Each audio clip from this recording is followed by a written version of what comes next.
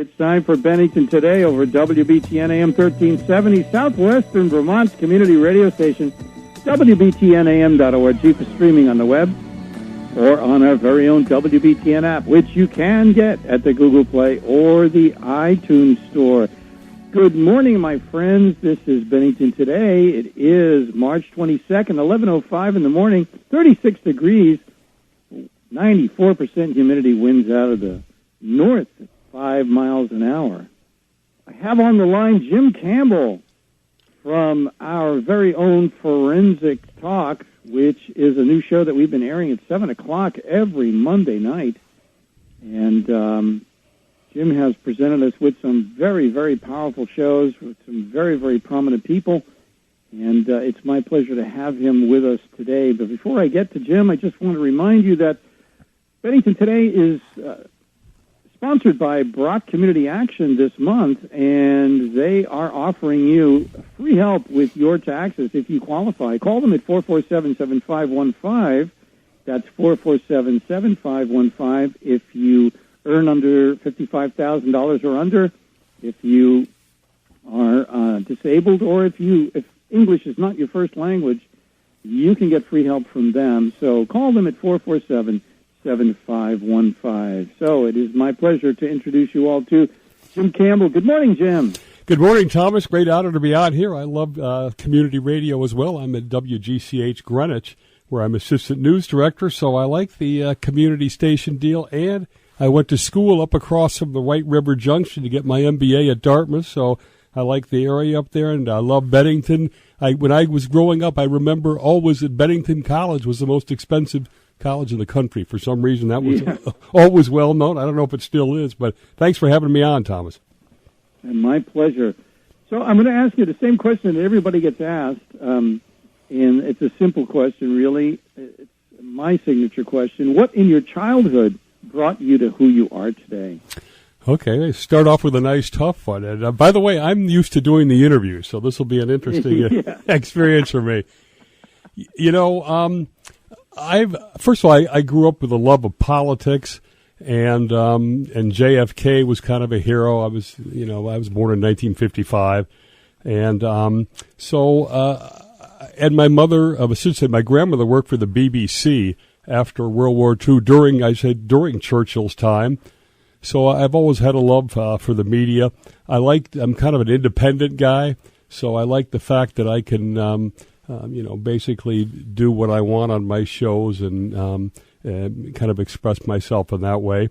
And I guess I was always encouraged by my family to figure out what you want to do. And, I worked in corporate America for a long time. I worked for IBM, Morgan Stanley, one of the big six firms. And I just found I'm much happier and much closer to my passion doing radio. And I'm now in the middle of trying to figure out how to write a book for McGraw-Hill on Bernie Madoff, for the whole Madoff case. So I'm getting a little challenge there as well. Wow. Your grandmother worked for the BBC during the time of Churchill. What kind of stories did she tell? First of all, her life is an amazing story. She was born in St. Petersburg, Russia area, and when the Bolsheviks took over, they threw her family out of the country. They killed her brother. They put her sister in prison. So she ended up as an exile, really, in London, and she got a job with the BBC. She used to be there for his fireside chats, as you'll remember, and the only thing we have to fear is fear itself and things like that. Right. So she has lots of stories, and she, because of where she came from and her relatives, she became very close, or she was very close, to the woman that was the Duchess of Kent, which was the aunt of Queen Elizabeth. So here she is as an exile with nothing left, but she would get invited over to Kensington Palace, which is where Prince William lives now, and Princess Diana lived. So she had a really, really interesting life. I mean, the BBC was probably only, a small piece of the, like to get thrown out of a country is a pretty life-changing experience. My dad came over to the U.S., having been born in Scotland and then raised over there, and then he came over after World War II and to the Chicago area. And your grandmother came with him? No. She did not want to leave a second country, so she refused to go. It was she never got over being thrown out of Russia. She did come over for a year to live with us as a test to see if she would come live with us. And after a year, she decided she was going back, and she actually worked into her 90s. Oh, my God. Wow, what an amazing story. Great woman. And, you asked that first question. I could relate. She told me, even as a young kid, seek ye the truth, and it shall set you free. And kind of follow your passions and, be honest about them and, dare to follow the truth. Well, Jim, have you always done radio? No, I've done it for 10 years.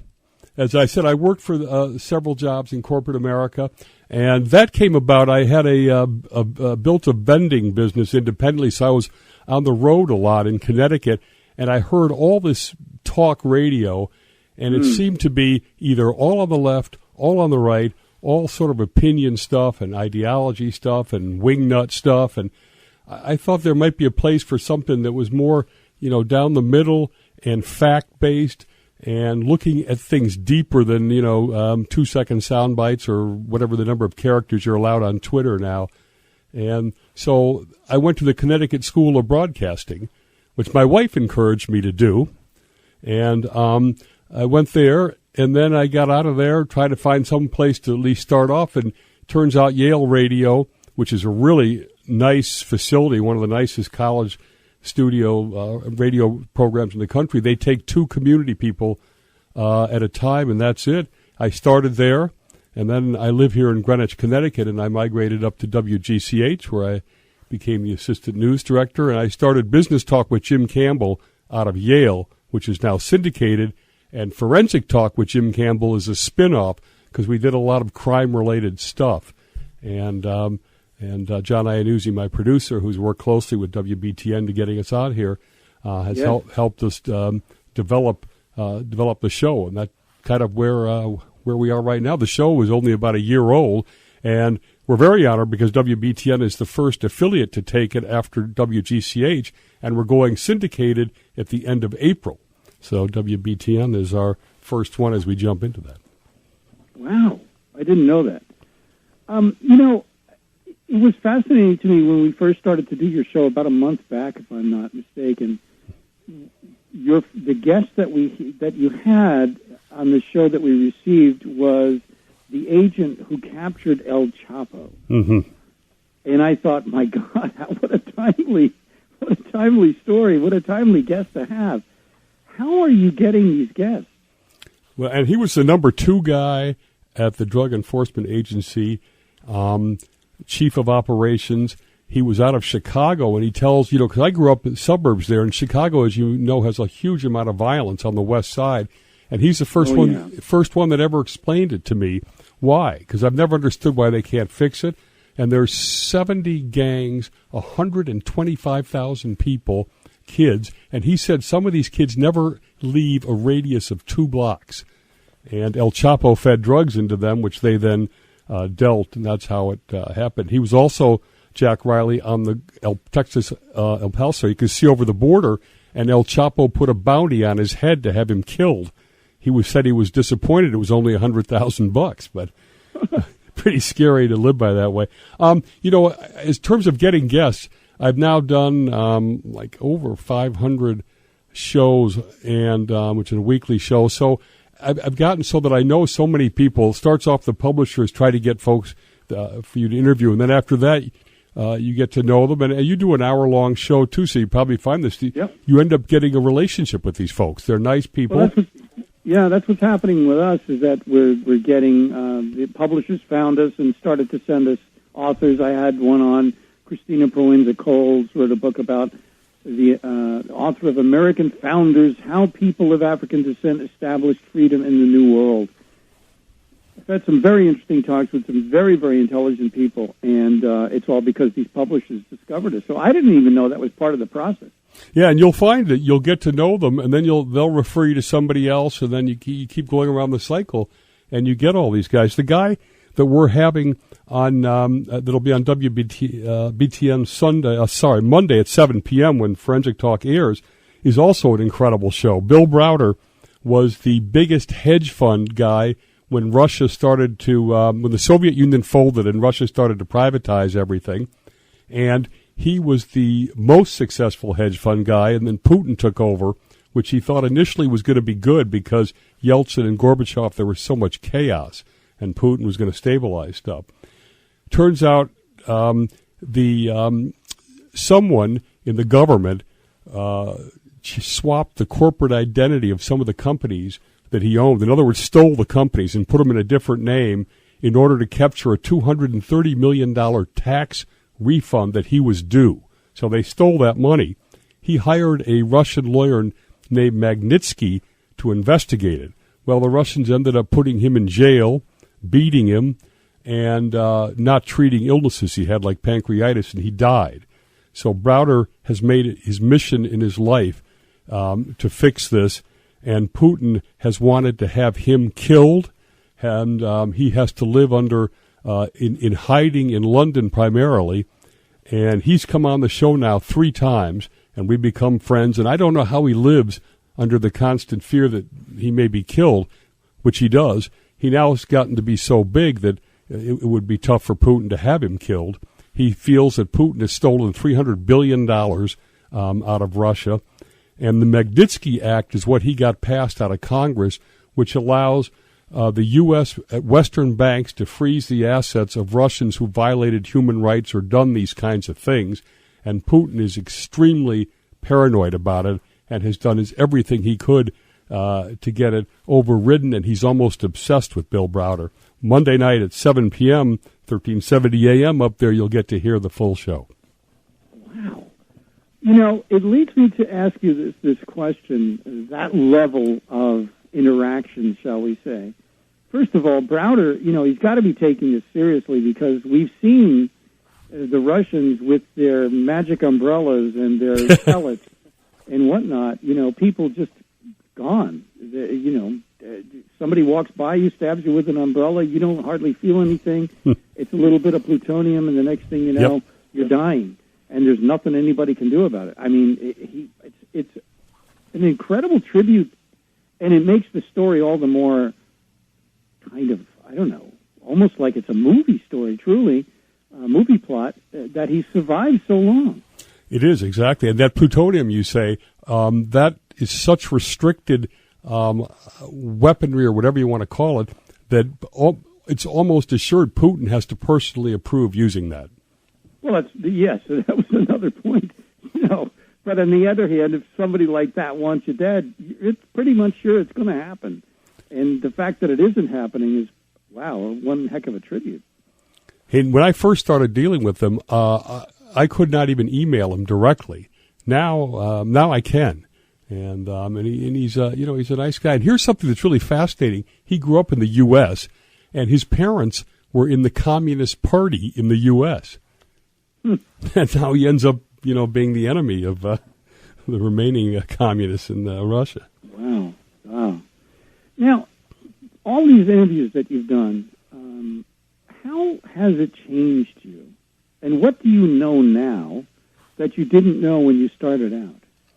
Wow, these are good questions.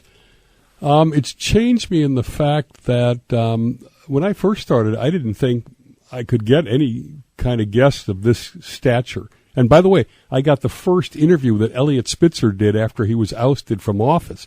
Oh, my God. Which was pretty cool. He's a brilliant guy. So I guess it's given me a lot more confidence that I can do this. Radio's not easy, as you know. And you have to learn to be comfortable on the air because if you're not, it shows through right to the listening audience. And I feel like I just wanted to make an impact and help, educate folks on the business talk side, look at things a little bit more deeply that people don't really get a chance to do. So I feel like I've had some small impact in that way. And I kind of love what I'm doing. And now trying to write this book on Madoff, it's pretty scary to try to write a book. So it's sort of the same way we started out with radio. When I started out, I was assistant news director here. And in the morning, we have a tight format, just like you guys do, for 3 hours. And we say the time check all the time. And I just continually gave the wrong time out because I'd be looking at and then be nervous and So all kinds of people were starting their day not knowing what the time really was. That's funny. How has all of this interviewing changed your view of the world, or has it? Of the world? Yeah, I mean, of life, of the situation. I mean, I know, for instance, when I moved overseas and lived overseas for 6 years, I came back a completely different person. Uh-huh. It changed me. It educated me in ways I never would have been educated if I'd stayed here. That's right. And so I get what you're saying. Having all these conversations with all these really high-powered people, especially from the business reality, has it changed? Has it changed you? Has it changed your perspective? Has it changed the way you look at things? Well, first off, I like the fact to be able to build trust with folks, because we've gotten a lot of interviews, especially on this crime side now, with people that haven't really spoken out related to the crimes, and I can talk about that later. But the other thing I think is that just seeing how dysfunctional and polarized our whole system is right now. Yeah. And, folks seem to see only one side of things. And I guess, I feel a little bit like, it's not good for the country. And, whether we're heading in the right direction or not, or whether we're splitting up a little bit. And I guess I'm kind of, more acutely aware of that. I'm also more and more, I see this because of the guests, and I'm sure you see the same thing. The guests that have a specialty, whether it's they've written a book or they're in an interesting niche or something, they're incredibly passionate about what they do. And it's kind of a great thing to capture the energy of passionate people and let other folks get a chance to listen to them. It is. It feeds you. It makes it such a labor of joy, really, to be with them. And when you get them to truly open up and speak about it, this again was my experience with Christina a couple of days ago, and she even wrote me an email later explaining, thanking, because I sort of met her where she was, if you understand what I'm saying. Mm-hmm. And I noticed that you do the same thing with the guests that you talk with. I'm always honored, too, when you get somebody that's like a nationally known guy and he says, I really enjoyed the hour-long interview. Yeah. And then you can email them back and forth and stay friends, which, exactly. Which is nice. They really respect, by the way, if you've done your homework and prep and you've read the book and you can actually ask them more questions. Now, a lot of times you can't blame, someone on the Today Show who's doing a 5-minute interview isn't going to read a 300-page book for a 5-minute interview, But they really get a chance to spend an hour talking about the book, and they can talk to somebody that actually has read it. They like that. How do you see business today? We've done a lot of shows. I started out in 2008, and one of the things that I wanted to focus on was the financial crash year. But very few people understood what was going on, what were collateralized debt obligations that crashed the entire mortgage market, for instance. And how to explain that, and what did Wall Street do? And so we've done a lot of shows on problems, on insider trading or crime or bad economics, or we've done a lot of shows on politics, for instance. We've done shows on Trump's psychology. And so it's really sort of opened up, again, more of the challenges that we face that are just really hitting us in the eye that we're going to have to deal with at some point. But helping bring all that stuff up, I really enjoy doing that, and it's certainly awakened me to what's going on here the last 10 years. I think Vermont has this problem, but one of the big things that Jack Riley of the DEA talked about was the opioid crisis in America and how bad that is and how it's decimated the middle class in many areas who've had bleak job prospects or haven't had raises in a generation, and that El Chapo helped get addicted to this. And, I might be sitting here in Greenwich, might not be that aware of the opioid problem, but I'm certainly aware of a lot more stuff from what the guests have taught me than when I started. Yes. You truly have a person in front of you who's had a microscope, as it were, to a certain subject, and in some respects has has dedicated their lives to it. Tell me, what's surprised you about the interviews, the business interviews that you've done? What surprised me, I guess the fact that the whole system failed us in the '08 crisis, and that's flown through, to today even. And as you know, it took years to recover that whole deal, and how complex it seemed if you don't understand what's going on under the hood. But if you step back and you realize that folks were selling mortgages to people that not only couldn't pay them, didn't understand what they were selling, and the banks were then loading them, getting rid of them so they didn't have the risk. And where did they go? Wall Street turned them into securities that they sold to people. So there was no longer any risk management or incentive. Like a small bank, community bank in your area would have kept the mortgage, would have known the people personally, and the guy, we know they're going to pay their mortgage, and we're going to be conservative. All that stuff went out the window, and it almost broke the entire economy and almost brought us down. And Wall Street just doing whatever they could to get as much fees at the time, because that's what they look at each year. And they knew they were actually putting mortgages that were terrible into these securities that they were then selling their own customers. And so I got to get under the hood at all this stuff. And you see that you do need some regulation in America. You can't just, try to repeal every regulation out of Washington and think that the economy will just run itself. Well, you hear the market, and it's failed before and it'll fail again. But I want to ask the follow-up to that. Mm-hmm. How is it possible? How is it possible that this happened? It's a good question. I think it's a stupid question, really, but I'm forced to ask it because it just boggles my mind that this was allowed. Yeah, the regulators were all AWOL. The SEC, no one was looking at what was going on. And in fact, even the regulators, they were looking at insider trading, and Preet Bharara did make big inroads on insider trading, which was rampant as well. And we've done a lot of shows on that. But they didn't want to take on the mortgage crisis. You'll notice no bankers have gone to jail. No Wall Street guys have gone to jail. And this was really, criminal stuff. And the average retail guys, 401k or their IRA went down 40%. A lot of their houses went down that much. They had mortgages they didn't understand. In 2 years, the interest rate was going to jump up 5 points or something on them and become unaffordable because they were given a nice teaser rate.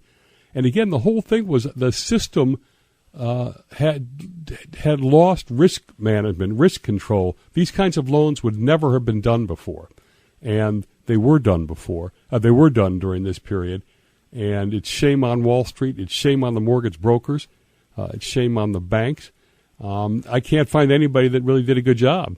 And Alan Greenspan was one of the more successful Fed chairmen in keeping inflation under control, but he completely missed he has a job as regulator of national banks, and he completely missed that.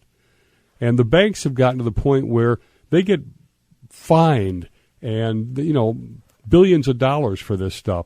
But you know what? That's pocket change to the banks, and it's out of the shareholders' money anyway.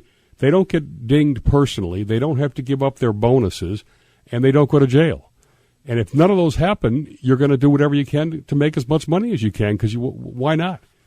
But if you're going to go to jail, if a Fed are going to jail, you're going to make sure you're issuing stuff that's honest, that it's secure, and that it makes sense. So, I want to ask another question that I consider to be kind of dumb, but because it's a specific viewpoint that reasonable people, when they consider what really happened, and your statement of it almost brought our economy down. Mm-hmm. If you destroy the economy of a country, in essence, you're destroying the country, aren't you? Not only are you destroying the country, but you're giving rise to, there's a strong feeling, especially amongst our college kids, the generation that watch this stuff, that we'd be better off with more of a socialist system. Now, I know Bernie Sanders is from your great state there. That's and right. Socialism has failed in Western Europe primarily, and we need some sort of reform, and he makes a lot of sense in some things, but we've got a generation of folks that are very cynical about capitalism and whether it works, and it's still the most successful system in the world, and it's still a good system, but we put dings in it, just the same way Washington has no respect anymore, and Congress doesn't appear to be able to get anything done, and we elected a reality TV guy with no experience, and those are all statements that the political class has failed us, and that the business class, needs to step up to figure out a way that everybody can benefit in this. Right now, the top percentage of the country, the top 1%, whatever, have seen a tremendous growth in their asset value over the last 10 years, if you will, since everything crashed.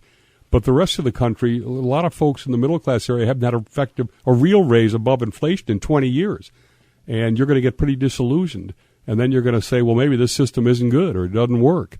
And that's kind of where we're at right now is to, what are we going to do? And you look at a country like Venezuela that's a socialist country and is almost on the verge of a complete shutdown.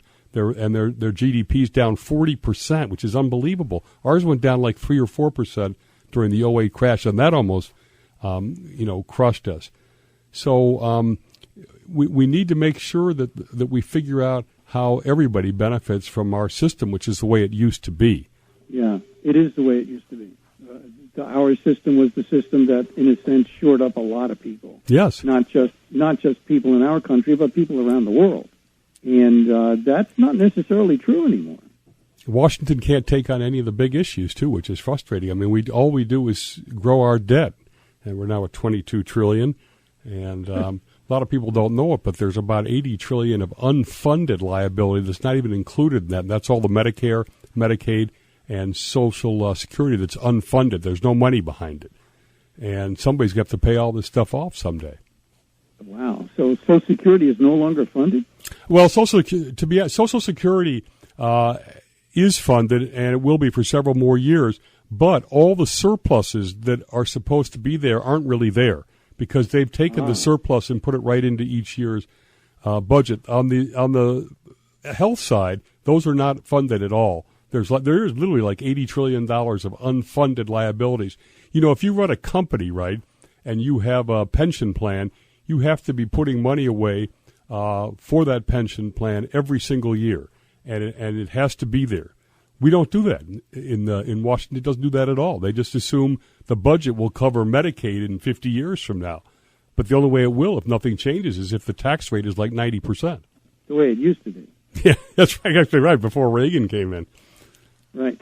Well, let's take a short break, hear from some of our neighbors, and we'll get back to this very fascinating conversation with Jim Campbell. A way of, I invited him on the show because of course, personally I wanted to talk with him, but also because I wanted all of you to know who listen to the show. It airs at 11, it airs at 5 p.m., and I wanted you all to know just who he is and to truly consider tuning in at 7 o'clock on Monday nights and hear his show, because Forensics Talk, it's let's put it this way, it's as close as you're going to get to a scary movie without it being about that subject, because, boy, that thing with El Chapo, that was pretty exciting. It's great radio. All right, we'll be right back. This is Frankie Boyer. You can now hear Cannabis Talk A to Z Friday nights at 7 here on Bennington's community radio station, AM 1370.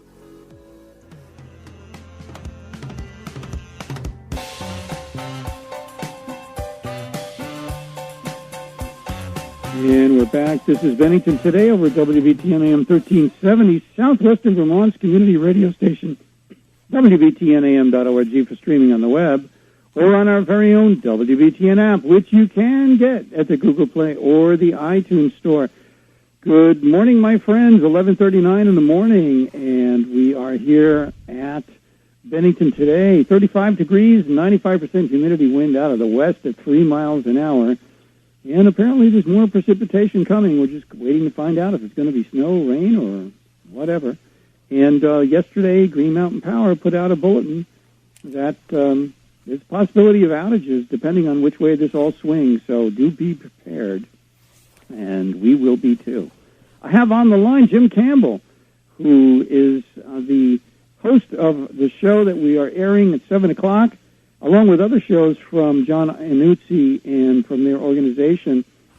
Jim's show is, of course, Forensic Talk, and it's a very, very exciting show, and we hope that you'll listen to it at 7 o'clock on Mondays.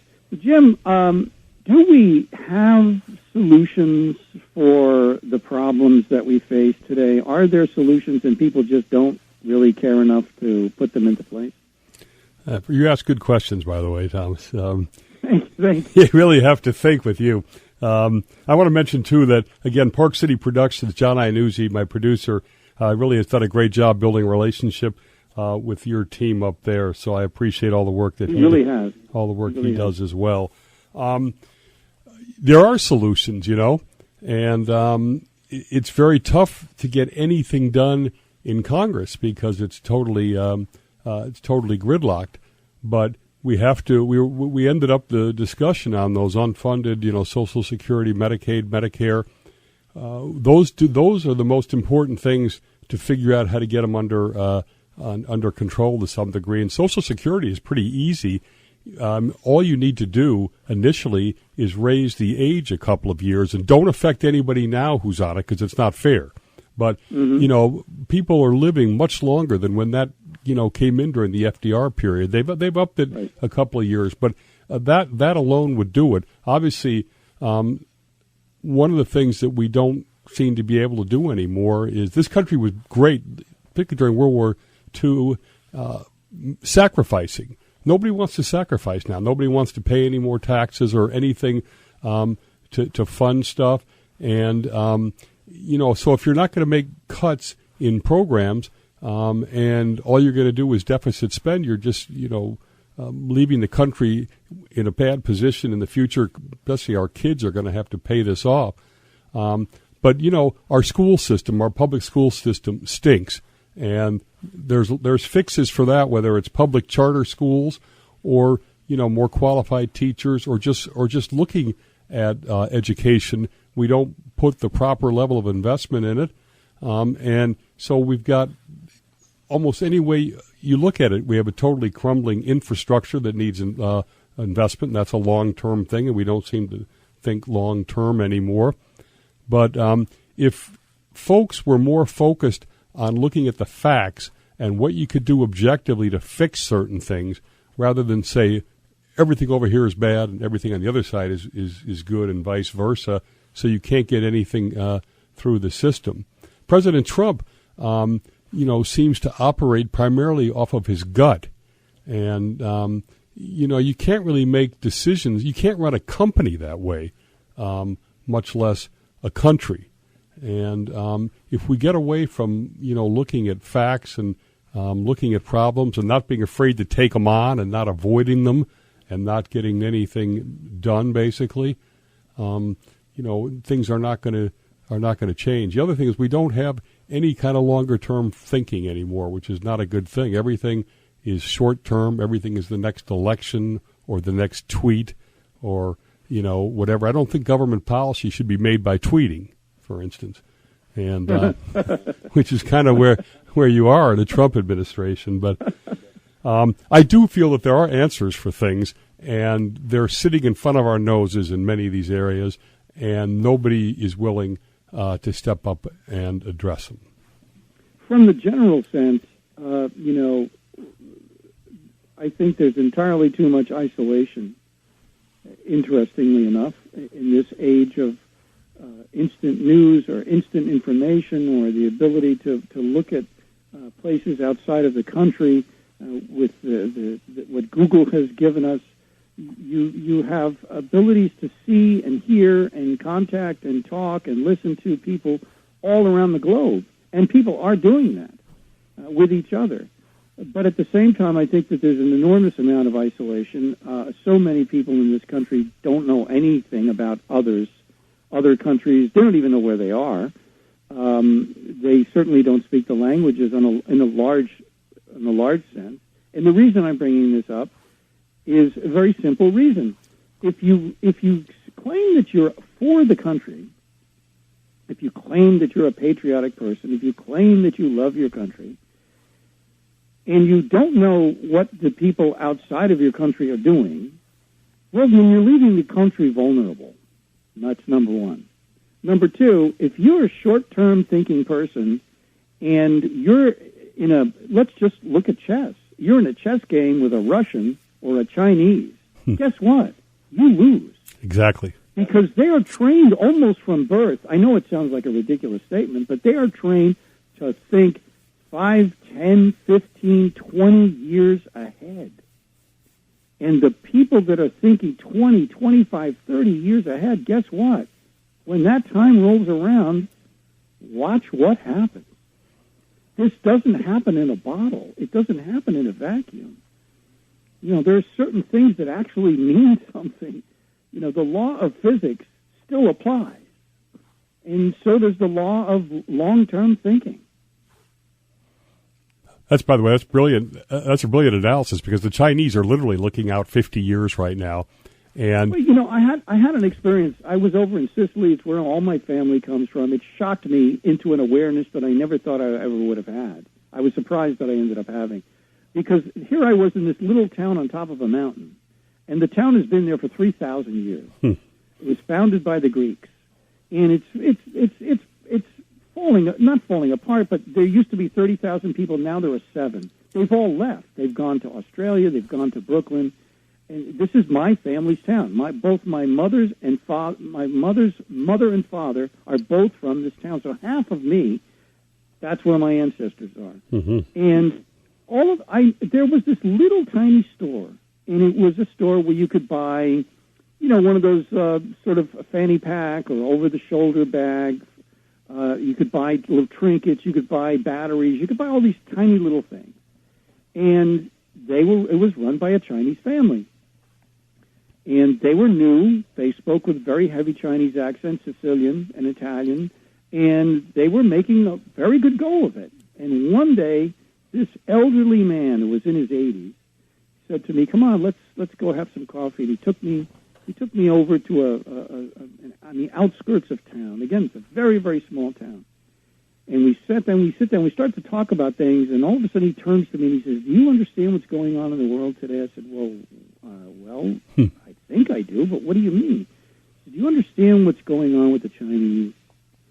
I said, "Why?" "Because you have a Chinese." I thought he was sort of being racist or anti-Chinese. I said, "Why?" "Because you have a Chinese family in your town." He said, "No. Do you understand what they're doing here?" I said, "Well, they're trying to make a living." He said, "No. Well, yes, they're making a living, but you don't understand that they came into town. They found the owner of that shop. It was up for rent. They ended up offering him twice as much as he wanted for it, and they took over the shop." I said, "Well, what's so strange about that?" He said, I've taken a tour. I've personally taken it upon myself to go in our region to all these little towns, and I discovered that there's a Chinese family in every town." I said, "What do you think? They're secret agents?" He said, "No, they're economic agents. Yeah. They're there selling Chinese goods. And you watch what's going to happen over time. They will expand and expand and expand and expand."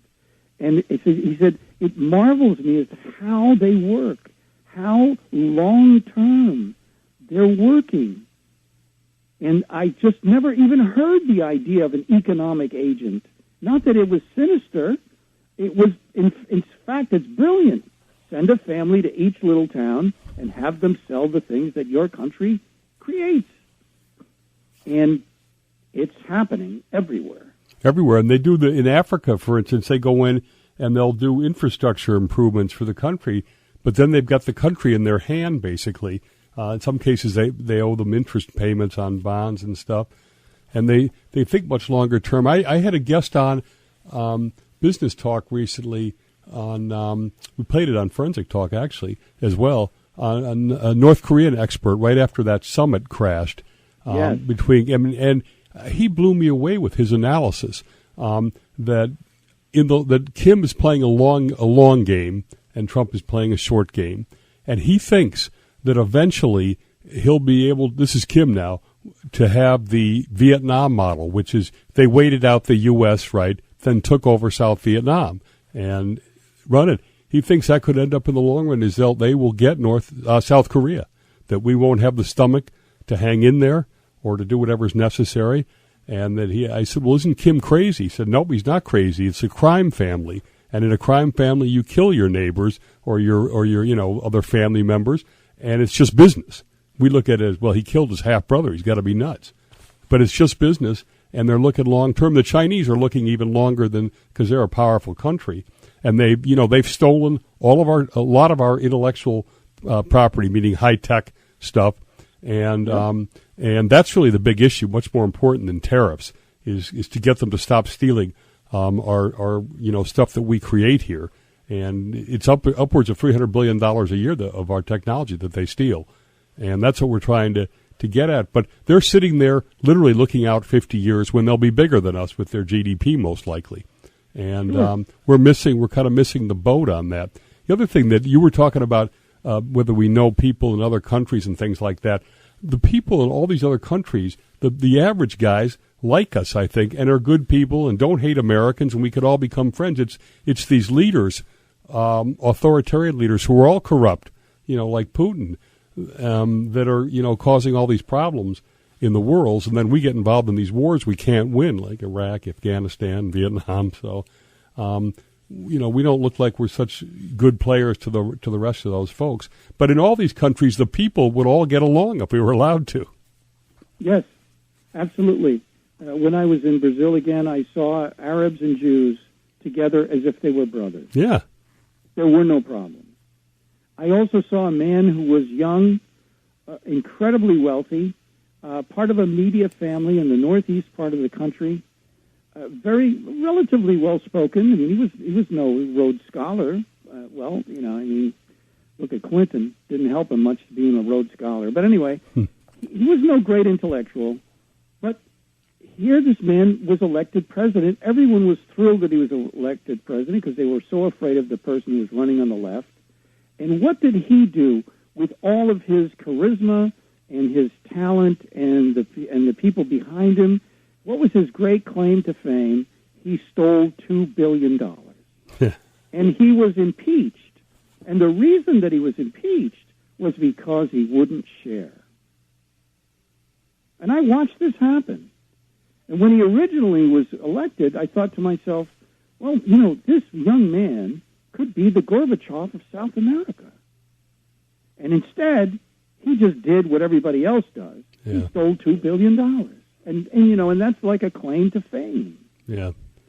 It's very sad. I look at the Palestinian people who don't have a state and are mainly in poverty. And right next to them is Israel, which is one of the fastest growing, well-run economies in the world. In fact, this all was amazing. Israel's about 5 million people. They develop more patents a year than the entire combination of Western Europe. And if those people got along, the Palestinians could have could have an economic opportunity. And the leaders are all corrupt. All the aid they pocket themselves, and they leave their people in poverty, convinced that the Israelis are bad. Yes, I mean you see it going on all over the place. And my question is, how can you combat this, if not other than individual education? How do you combat this? How do you get people to understand? I see it everywhere, all around me. How do you get people to understand that they're voting against their own interests? Yeah, good point. But they do it with a smile and they do it with a fervor, thinking that they're helping themselves, but they're not helping themselves. They're making things worse for themselves. But then the problem is, who do you vote for? Because we've really come to a place, and this is my next question to you, can we actually believe what we hear? From candidates? From anybody. Never mind candidates. What about in the media? Can you truly believe what you hear? What I keep seeing is that you hear from common people, middle class people, people of all levels, what can you truly believe? What's really the truth? How am I supposed to know? Is this possible? Yeah, it's we grew up in the era of 3 TV stations with Walter Cronkite, and you knew Cronkite was just reporting the news, right. And as he saw it. And now you tune in. I'm always amazed. If you tune into Fox, and right next to it is MSNBC with Rachel Maddow and whoever Fox has got on then, if you listen to both those shows, you wouldn't even know you're in the same country because the news is completely different. Right. It's completely slanted one way or the other. So if people that are only watching Fox never even get the other perspective and vice versa with MSNBC. Right. So that's one. The other aspect is on the Internet, there's no fact-checking, right? So stuff can go out, that used to have, be validated 3, 4, 5 times to get on air. Now can come right off a guy's tweet or right off a guy's post on Facebook or something. And how do you know on Facebook what's true or not, And then you get people only fighting for their own position. It's just, and that's when then you have President Trump able to say fake news. And here's a guy who says fake news, who built his whole career on fake news and lying to the media. Right. And anybody who lives in New York knows, because you lived through it. I've seen this been happening for 40 years. So, it's not a mystery to me. I've seen it. So has every other New Yorker seen it. And but in a sense, it's not the point, because it seems to me that no matter who's in charge, we're still in the same position. And people keep making a big deal about which team they're on. People are now calling it tribalism. Okay, well, let's use big words. But, I don't think it's tribalism. It's you're either on my team or you're not on my team. And that's just a dumb way to be. And you can't even think of compromising. The compromising is considered an ugly word today. Right, exactly. And also there's the famous word, I've watched this happen by inches. I watched it happen by inches, and I go back, we can go back quite a far ways if you want to look at the trajectory of how we ended up where we are. It's not a mystery of how we've ended up here at all. No. All you got to do is look back in history and analyze things, and you'll see exactly how we got here. But I go back to that wonderful Democratic president. I did not have sex with that woman. Oh, really? And what did that do? Well, that created a generation of people who understood that it's okay to lie. Yeah. And it's okay to behave like that in the Oval. The standards of the Oval. Yeah, it used to be a position of moral leadership. And by the way, I've interviewed several of those women, Juanita Broadwick, Paula Jones, Kathleen Willey.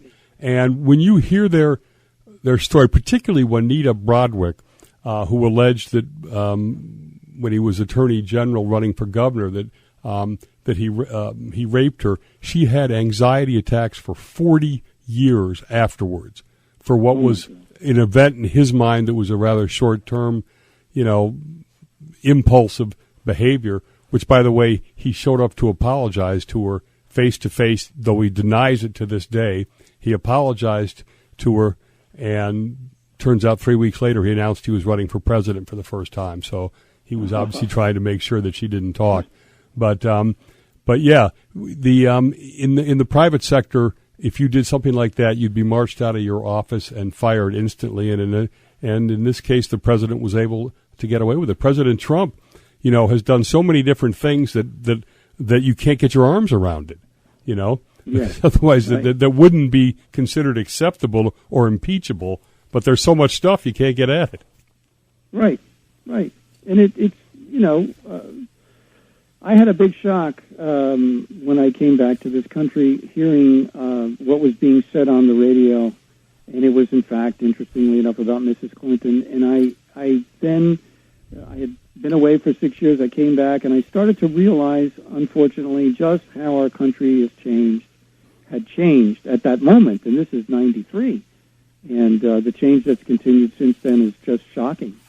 And what I love about living in a small community is that it's, when you want it to be, it's all about let's just help each other for God's sake. Very nice. Thank you very much for being with me, Jim. I could talk to you all day long. I hope we get to do this again. I loved it, and you're very nice, your whole station, to have the show. We love the people up there. Thanks for listening, and Thomas, a great interview. Appreciate it. It's our deep pleasure. Thank you very much, sir. And I really, again, I hope we get to do it again. And folks, please do tune in 7 o'clock Monday nights. Listen to this show. It's very exciting. You just don't know what you're going to hear. Great. Bill Browder this week. You'll hear all about Putin. Fantastic. Looking forward to it. Thank you very much, Jim. Have a great day. Great. Have a great weekend, Thomas. WBTN AM 1370, Bennington.